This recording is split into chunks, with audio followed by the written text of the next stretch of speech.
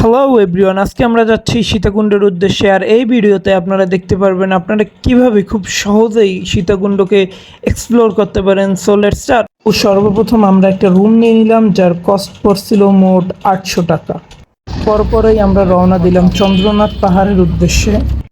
তো আমরা চন্দ্রনাথ পাহাড়ে প্রায় চলে আসছি এবং আপনারা জাস্ট লোকেশনটা দেখতে পাইতেছেন, সুন্দর একটি লোকেশন।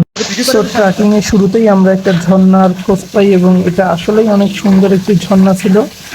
সো আমরা এখন আছি চন্দ্রনাথ পাহাড়ের একেবারে উপরে এবং আমাদের অবস্থা খুবই বাজে। আমরা এখন আছি পাহাড়ের সর্বোচ্চ চূড়ায়, আর আমাদের আসার পথটা ছিল অনেক ভয়াবহ। খাই এরকম গহীন একটা জায়গা থেকে আসছি, আর আপনাদের ভিউজটা আমরা দেখাই। খুবই সুন্দর একটা ভিউজ, আর এখানে 3টে বাচ্চা।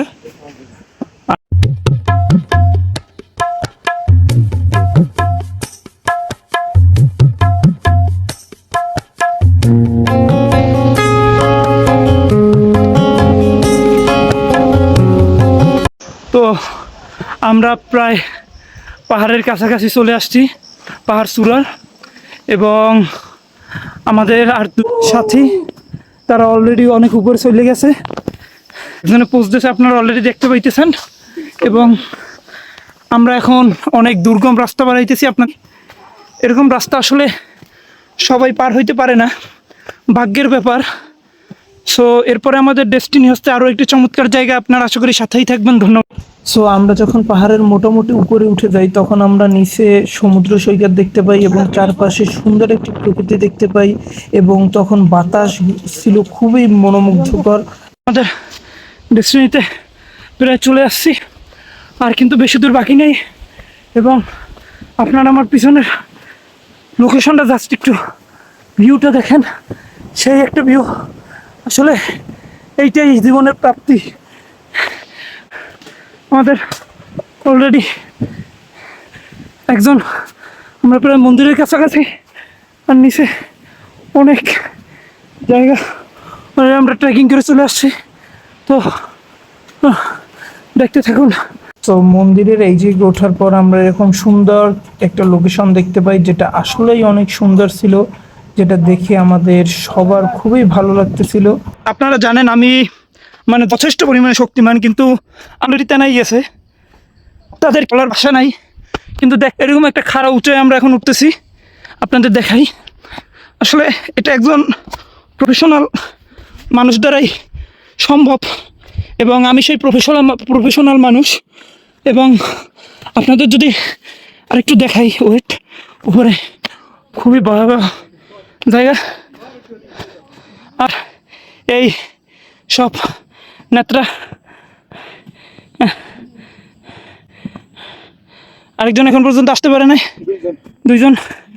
তারা আপনাদের জাস্ট এই মন্দিরটা আপনাদের দেখাই। আর এখানে অনেক সুন্দর একটা জায়গা। আর একজন দাফন কাফনের কথা বলতেছে, হয়তো সে শেষ কোথায় গেছে। যাই হোক, just look the view guys.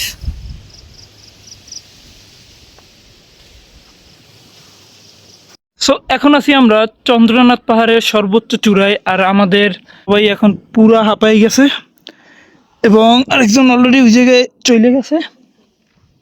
এবং আপনাদের যদি একটু ভিউটা দেখাই, তাহলে এই ভিউটা দেখলে আর এত কষ্ট করে যে উঠছি সেটা মনে হয় না।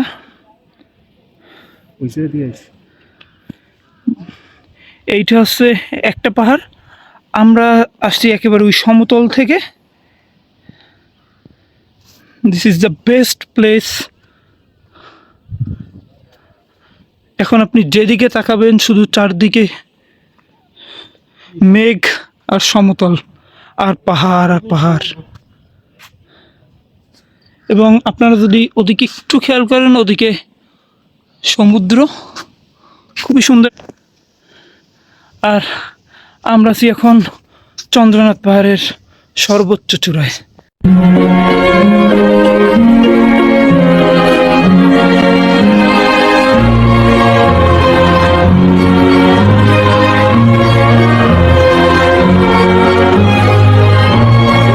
এখন আমরা যাচ্ছি পাহাড় থেকে ঝর্ণার দিকে, এবং এখান থেকে আমাদের 30 মিনিটের মতো হাঁটতে হবে।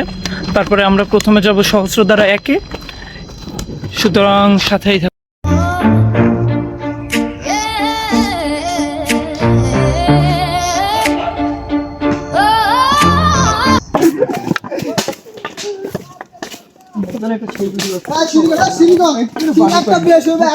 তো আমরা আছি এখন সহস্রধারা 1-এ, এবং আপনাদের যদি আমরা একটু ভিউটা দেখাই যা,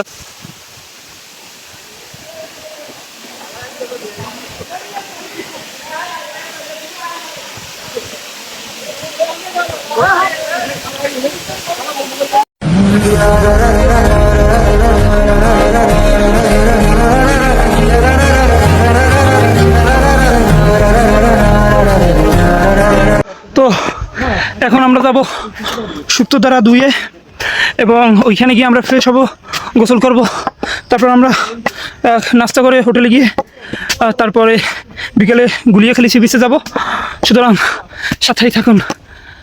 সো সুপ্তধারা 2-এর রাস্তা ছিল খুবই বাজে, এবং আমরা মোট 800-র মতো সিঁড়ি বেড়াইছি সুপ্তধারা সহস্রধারা মিলিয়ে, সুতরাং আমরা সবাই ছিলাম অনেক অনেক অনেক দুর্বল।